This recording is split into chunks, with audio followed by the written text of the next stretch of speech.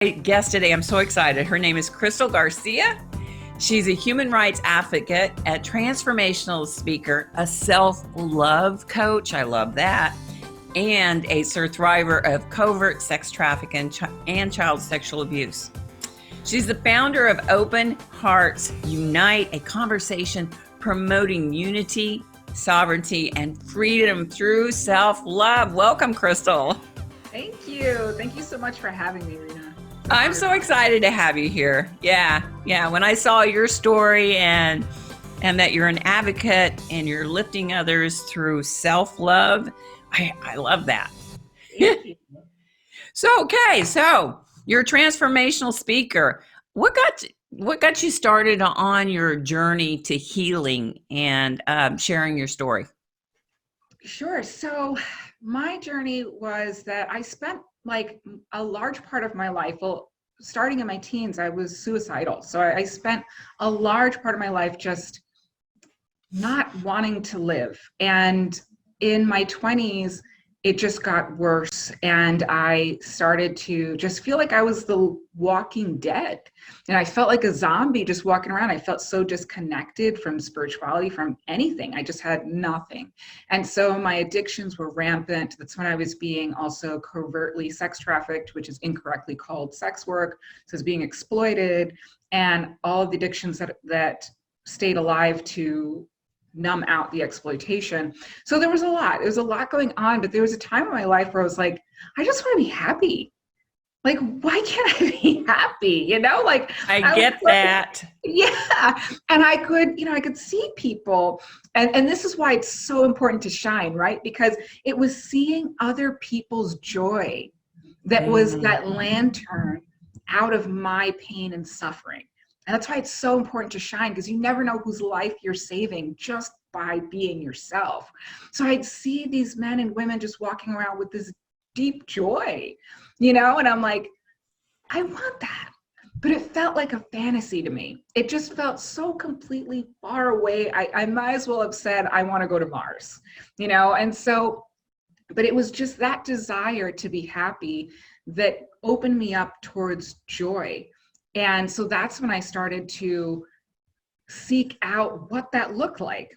And, I started doing courses. I started doing, just seeking out healing.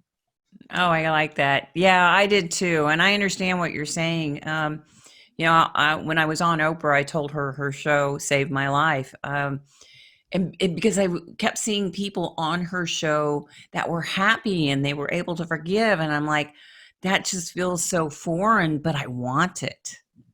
Yeah. So we have to find that level of healing and how to do that.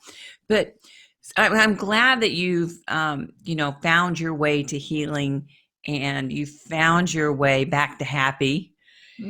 What was your greatest roadblock that maybe you had to, work through in your process of healing? Yeah, so for me, that was cognitive dissonance. It was the most brutal thing to face.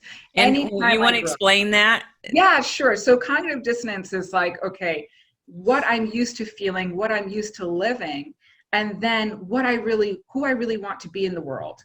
And so it's like, this is my mode of living. This is my old patterns, the destructive patterns, the self-harm patterns. And this is that, that wanting to be that love, wanting to be that difference, wanting to be compassionate. And then the two finding themselves in the same body, trying to sort things out. And it becomes like a battle, like who's going to win? And so it's like, okay, but this is how I've known how to survive, this one says. And this one says, yeah, but that's not working. Those like, voices. Yes. Yeah. And so it's like, it becomes almost, it's like a death process every time. And then death, rebirth, like the phoenix, shooting apart into flames to rise from the ashes. And that was the most brutal process. And every time I grow up, I have to go through it. But that is also the most freeing process. And now, because I've done it so much, I recognize when that's present, and I know how to put self-care in place so that it's not as brutal as it used to be when I had no clue what I was doing. Right. Still a challenge, but yeah, so cognitive dissonance was the hardest because it was like, yeah, but the self-righteousness versus righteousness a lot of the times, like, well, I want to say this and I want to be right and screw everybody. But then it's like, yeah, but you also want to be loved and you also want to be compassionate. So how's that working out for you? So that's been my greatest challenge, is facing that inner work. I got it. I understand that completely. I know it's a struggle, because we're really trying to find ourselves and who we really are, and going through that healing process. And I know once I went through counseling, I went through almost 2.5 years of counseling, but even through the years I find myself going back to for self-care and self-love and counseling and doing tapping and all sorts of things. So what do you do? What do you do for self-care? Oh, yes. Therapy is a huge one for me. That Mhm. has been a powerful piece. So I go to therapy every week because that's just been so amazing and has shifted my life in so many ways that I can't, you know, I can't see what I don't know. Like, so I need that professional support to help me through the blind spots and to help me through whatever comes up that I can't manage on my own. And even the things I can manage on my own, to go deeper and, in a supportive space. And Right. so that's been like vital. Also, the 12-step programs, I cover a rainbow of them, and they have been integral, because once being sober wasn't enough. Once I actually joined the 12-step programs, my life took a complete 180 that I did not expect, and continues to expand, and just, creating relationships of health. And oh my goodness, I don't know if you heard that. We're having a storm here in New York City. Oh Uh, my goodness. Very No loud. worries. So, The but storms are on the outside and we're healing on the inside. That's right. so yeah, so that's been powerful. Also, self-love, I call it self-love activism, which I believe is the most powerful form of activism and the foundation of, so much. So the putting self-love in place. And for me, that was very difficult at first, because I saw myself as I literally saw myself as a monster. So I Oh, had what do you to mean go by that? from, What do you mean you see yourself as a monster? I used to see myself as a monster. Like, that was my vision of myself. My Mm, self-loathing was so intense, and coupled with all of the abuse I had throughout all my life, leaving me feeling like I was worthless, that I must not be worthy of love, because why would I be hurt like this if right. I was worthy of love? And then on top of that, in being covertly exploited, the exploiters make sure you're worthless, and the Mm. environment makes sure you're worthless. And that keeps you stuck Yeah. and stuck with them, and because you don't feel like you're worth anything else. But Yeah. deep down inside, I knew that I was worthy. I wanted to feel worthy, and I knew I wanted to be happy. Mm. Did you feel that deep down inside, even though they were just jamming us down, and the way we were treated and the crimes committed against us? Did you have a feeling deep down inside that you knew you deserved better? I didn't at first. I really Right didn't. But there was a part of me that wished for it. So even if I didn't there. have the knowing yet, I wished for it. And I was like, I wish this is what my life would look like. I still didn't believe I deserved it, but I was like, I wish. And so I followed the dream of it, because to me it was just a dream. And that helps manifest it too. Even the Yes. wishing, or even just the thought of it, brings Yeah. it into a different reality and a different realm. And Yes. because I do believe in the law of attraction when we put it into action. So you talked about 12 step program. So you are on a road of sobriety. Yes. How has that helped in your healing? Oh, it's been amazing. Of course, albeit at first very confronting, and at times still very confronting, but there it is, the cognitive dissonance. It's impossible to grow without it. But it's confronting in a great way, because it's confronting me to live bigger, to live better, to be Mm, healthier, and to love myself more. And so for me, a big part of that I had to realize was 12 step is not a continuation of the addiction. Because in the addiction mindset, it's all about, it's, even though it's not conscious, it's a form of self-abuse. And so going into the Mm. 12 step, I was like, oh, I did something bad. I'm going to have to be punished and do the 12 step. But the 12 step actually interrupts that. The 12 step programs are created to interrupt the self-harm and to move into self-tenderness of sobriety. But often, in my experience, because I was an addict, or because I'm an addict in recovery, I did not recognize that I was moving from self-loathing and self-harm into an actual healthy system of recovery. So it's been I like powerful. that. Yeah. And so it's promoted my self-love, because I'm like, oh, I love myself so much, I'm going to continue this lifestyle of recovery. I love it. I love it. And the reason I started this show too, Crystal, was to show victims and survivors the endless possibilities of what life can be like after trauma. And, counseling and going through 12-step programs if they need it. And it's okay to ask for help. Um, I was taught and brought up in an era where asking for help was looked at as a weakness. Mhm. And we now know nowadays it's not a weakness, but it's a strength. It's a act of courage. Would you agree with that? Oh, absolutely. Absolutely. And at first, the acknowledge, because it starts with the awareness. And at first, the awareness is embarrassing. I was very embarrassed. I'm like, oh my God, I was so embarrassed. I was horrified. Some of the things I like even self-flagellated for like years upon years. And I'm like, which wasn't necessary, but I didn't know any Right. better at the time. And so the moving through the embarrassment into like ownership, like being embarrassed that I was an addict, and then now being like, what am I embarrassed about? I've chosen a life of recovery. I've chosen a life of health. I'm proud that I'm in recovery. This is amazing. So That's yeah, wonderful. And I'm proud of you. Congratulations. thank you. Yeah. You know, we what I share in my TEDx talk is that I grew tired of being ashamed of crimes committed against me. It's not our burden to carry, but we carry it.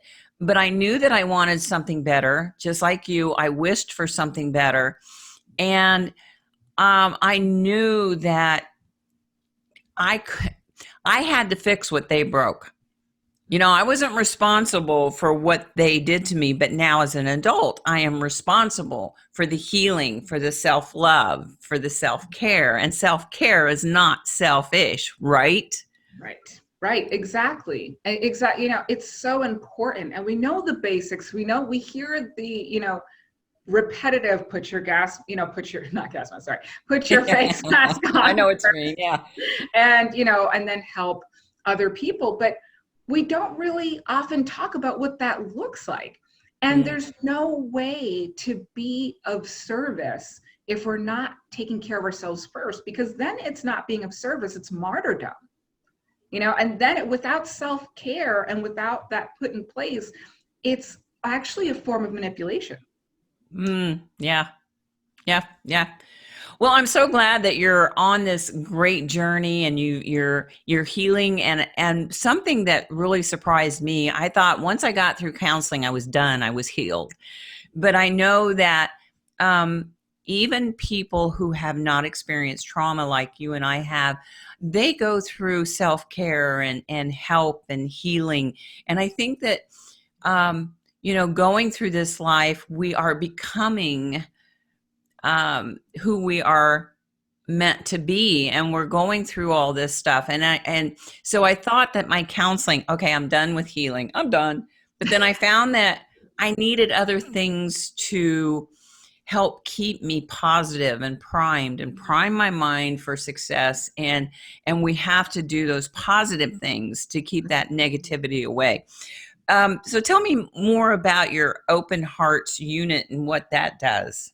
Yeah, sure. So I started the conversation of Open Hearts Unite to kind of talk about like just across the board. Like there's going to be talk about racial injustice for the different ethnicities, or there's also going to be conversations of like self-love. What are the actions? How do we connect as community across the ethnic board? Like how do we unite with each other? What does that truly look like to come together with respect and love and care for each other? And so to me, that's just, it's always been at the bottom of what I've done, but finally it's just kind of brought itself forward in such a very clear way for me. And so I'm very excited about it, and very excited to share this conversation with the world, because I feel like people are hungry for it. Yeah. I don't watch the news, by the way. I stopped doing that Good point. years ago. And so if I want to keep up with the news, I'll Google it someday if I want to see what's going, but I don't watch it because it's become just this fear and this ferocity and this hate. And it doesn't even matter what political experience or whatever, it's just across the board. And so while it's important to stay current on what the events are, there's a way that these things can be delivered that's not so divisive and toxic. So toxic. And lately opinion has come before relationship, like that's not what's important, So right. I really want to create a conversation that's about uniting people, because we have enough division in this world. And quite frankly, I think people are sick of it. People want to come together. I think it's very natural for us humans. I think it's a natural experience of who we are. I think innately we are good. I don't believe in original sin. I'm Christian, but I don't believe in original sin. And, I gotcha. Yeah. And so I believe that we're all originally good. We come from this goodness. We come from this wholeness. And then we've learned, because of survival mechanisms that were put in place, that we've had to be afraid, but that was the old way of living. Right. Now we're moving towards a new experience of life. And that is, celebration. And we need more celebrations. Yeah. We need more celebration. And I agree. My program is, I talk about not watching the news. I don't watch it in the morning. I want to start my day off with, writings and positive affirmations. And I do watch the nightly news once in a while, the national news, just to see what's going on. But I agree with you. If I want to find out something, I'll go online. But that's one of my biggest tips for self-care, is not to watch the news in the morning, the negativity. I don't want to start my day off that way. No. Yeah. I want to start it on a positive footing. And so, because that sets me up for the rest of my day. Yeah. Right? Yes. Yeah. I start every morning with, I wake up every morning at 4. Oh, you're an early bird, not me. I'm not a morning person. I'm not actually a morning person, but I wanted to do it so I can, just get more done. But so I start every morning at 4 a.m. And then I start with what's called the miracle morning. I don't know if you've heard of that. It's an hour-long routine that I start it with. And it starts with meditation, and it goes into affirmations and visualization, and, and so that's where I start my day. I start my day with that connection with myself, with higher power, whatever that looks like for everybody, or non-religious or non-spiritual too. That could be integrity or just, self, because I don't feel like there's a disconnect there. And so I just start with that, and it puts a lot into perspective, as you're saying, and starts the day in a way that works, that's workable. Yeah, I think we should definitely start our day on a positive footing. And I also, with my Thrive Journal, I talk about celebrating, at least 3 things that you could celebrate today. And it could be something simple. Yes. Like, I had once, I was going through Dunkin' Donuts, and the guy in front of me bought my donut for me, and I bought the donuts for the car behind me. So that was just something simple to celebrate and say, look at the positive things in life, right? And instead of focusing on all the negativity. Yeah. So you are a speaker. and you share your story. Where did you last speak? Tell us about that. Sure. So I was just at the 2020 Coalition to End Sexual Exploitation, put together by Nkosi, and that was powerful. I spoke there. I spoke with my good friend Stacy Sprout and Sister in Recovery, and we talked about sex trade, sexual exploitation, to sex addiction, to sexual recovery. Right. And so we did a dual presentation, and it was powerful, and then throughout there I created several different conversations and meetups that I spoke. And one of the things I talk about is BDSM as abuse. Like I create that awareness What to does create. that acronym stand for? Sure. So BDSM stands for bondage, and dominant submission is the D. S stands for sadism, and M stands for masochism. A lot of people know that as 50 Shades of Grey type of thing. And Right. so as a former Dom of 13 years, I know that world in a way that most people do not. So I speak up and let people know. I call it my "the emperor has no clothes" conversation, because if you're aware of the story, I'm like, BDSM, the emperor has no clothes. And I let people know the reality that it is abuse, and to create awareness to BDSM victims and survivors. So that's what I was talking about. And I'm going to be doing a talk for foster care agency by the end of this month, on teaching the parents, supporting them, teaching their kids about racism. Awesome. That's excellent. Yeah, I do a lot of advocacy work too and speak out for legislation for survivors. One of the things is the statute of limitations, and to make telling safe, I believing survivors when they come forward. So you're doing an excellent job, Kristal. I'm just really so glad to have you here. Tell me more about your journey to thriving, because this is what I want to share with victims and survivors, that it is a journey, Mm-hmm. and it is attainable, but it starts up here in the mind.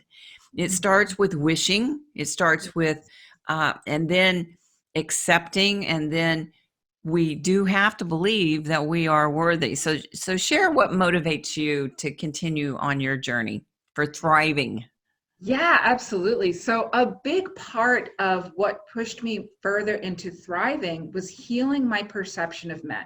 So as a Me Too Mm. survivor, and being exploited, I spent, and I'm, not proud of this, but I spent a large part of my life hating men.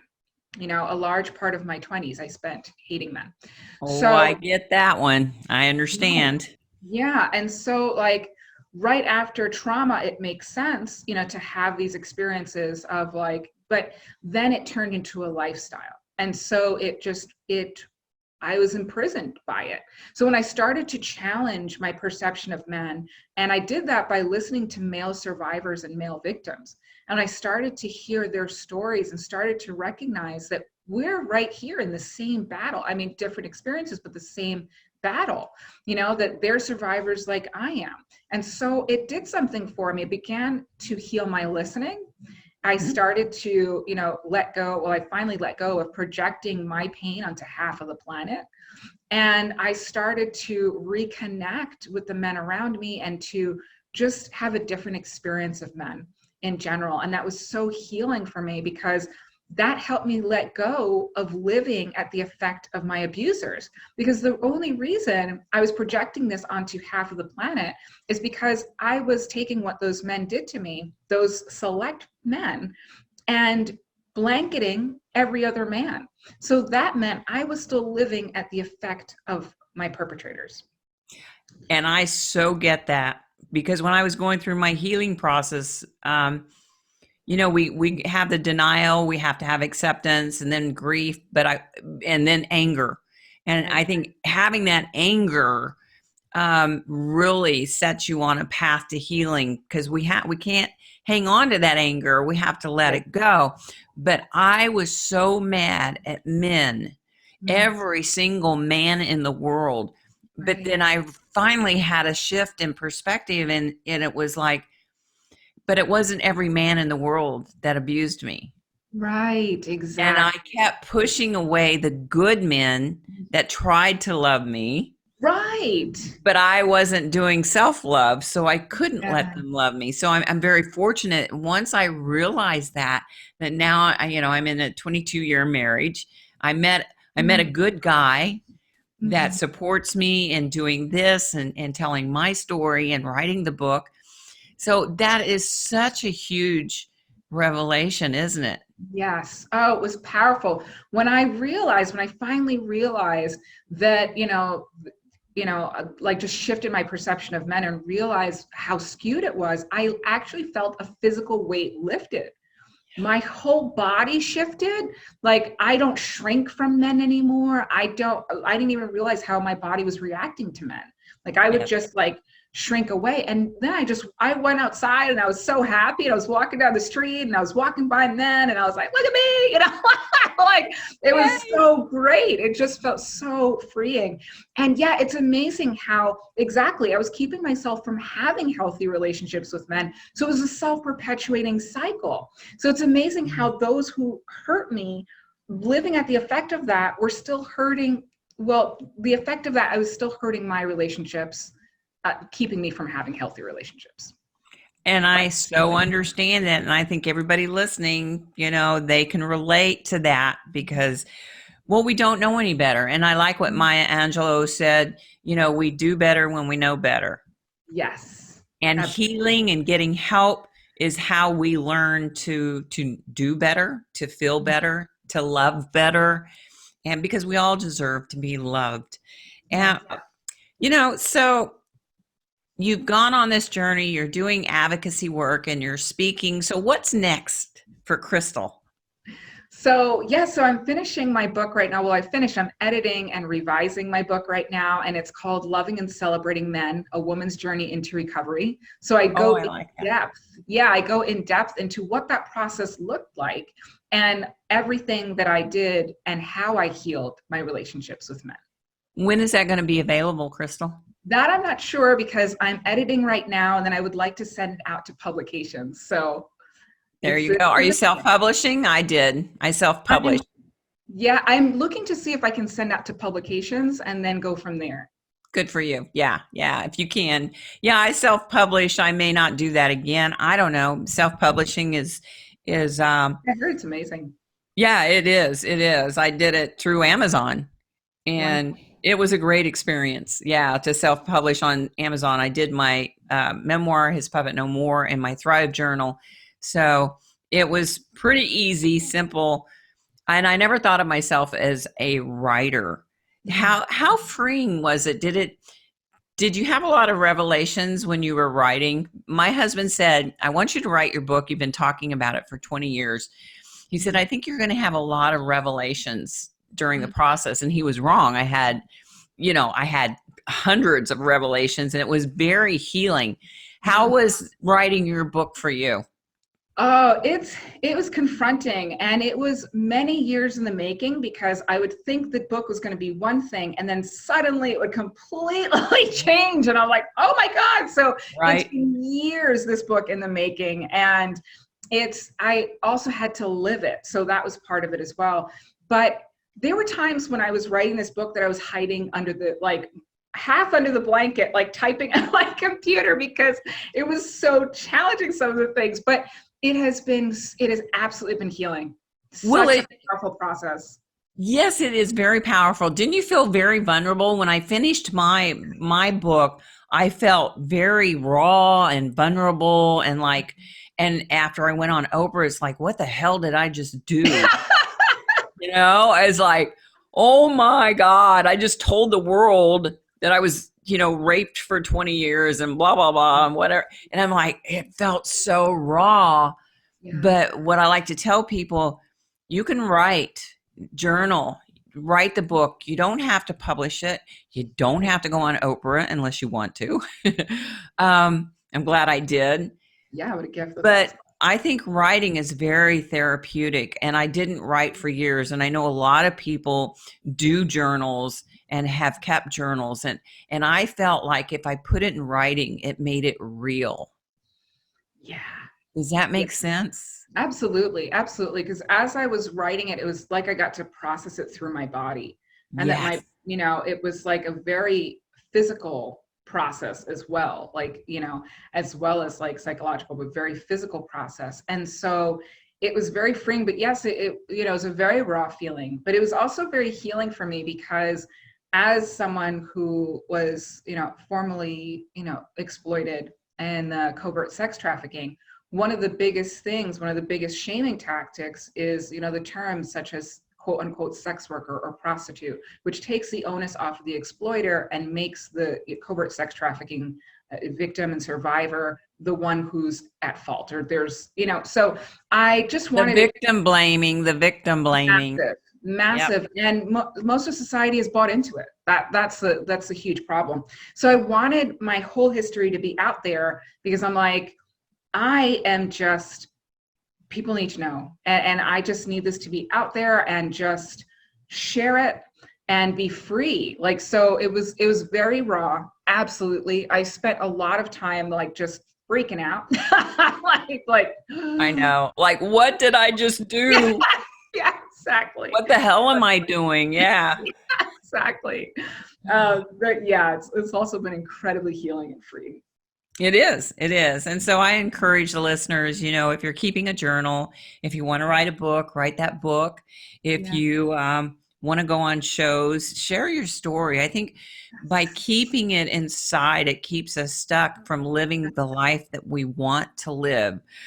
So, how do you view life now? Are you happy?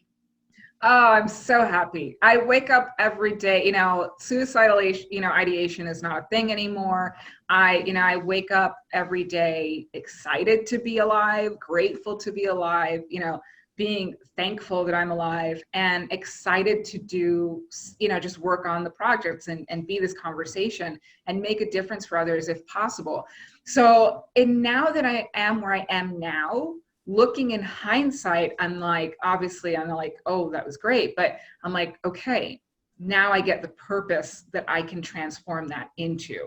So, I went from seeing myself as a monster to finally seeing myself as who I truly am and the love that I am. And, I love life. I celebrate life. Life is wonderful. Yeah. I'm so glad to hear that. Thank you for sharing that, Crystal. You are not a monster. You're a beautiful human being, and Oh, look at yeah. you. You're radiant. You're just Thank beaming. you. Yeah, Yeah, I know that now. Back in the yeah. day, though, that was definitely a process. I know. When I was in therapy, one of my sister survivors, um, I had a big revelation, and I went into therapy the next week, and I was just beaming. And she was legally blind, and she said, I hope you don't mind if I share this with you, but when you first started coming to therapy, your aura was gray and all different shades of black and gray, and it was just lifeless. And you're beaming today. I can Oh, see all the colors of your aura, and I thought, whoa, she's kind of crazy. But she was legally blind, and she's beautiful, and she was such an inspiration to my healing. But I could, after a while, I am like, yeah, I understand what you're saying, because I could feel the colors and yeah. happiness. And I think happiness and joy do have colors, Mhm. and they're like the rainbow. There's so many different colors and vibrant, and I can see that coming out of you. Oh, thank you so much. That's so Yeah. beautiful of you to say. I've enjoyed so much talking to you, and that's what I want to share with those who are listening and watching this today, that there is life after trauma. The possibilities of your potential is endless. Mm, You, yes. you agree, Crystal? Absolutely. I mean, that's the thing. It's like trauma makes it seem like this is the world. It's like this dark little hovel. But the reality is the world is so beautiful. It's so great. It's waiting for you to come out and play and enjoy when you're ready, And so life only gets exponentially better. And even when you think it's so great, it only gets better from there. Oh, I like that. The world's waiting for you to come out and play. I like that. All right. Well, we're going to have to wrap up here. But I really enjoyed talking to you. Where can my listeners go to find out more about Kristal Garcia? Thank you. So yeah, you can come on over to my Open Hearts Unite um, YouTube and my podcast that's there. I love it. Open Hearts Unite. I like that. And uniting, and we need to unite as a world. And a lot of us are struggling, and we need to be there for each other. And if our story can help someone, then we've done our job, as Diane Ladd says in her quote, the actress. And I just really want to thank you for being here today.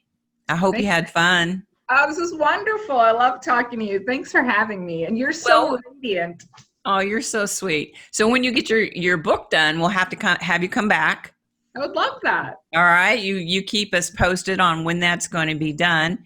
And you just keep going, keep advocating, keep speaking, because, you know, I know when I speak, once in a while, men and women will come up and say, that happened to me too. And they're like, thank you. So we need you, Kristal. And, you know, bless you for getting out there and doing that.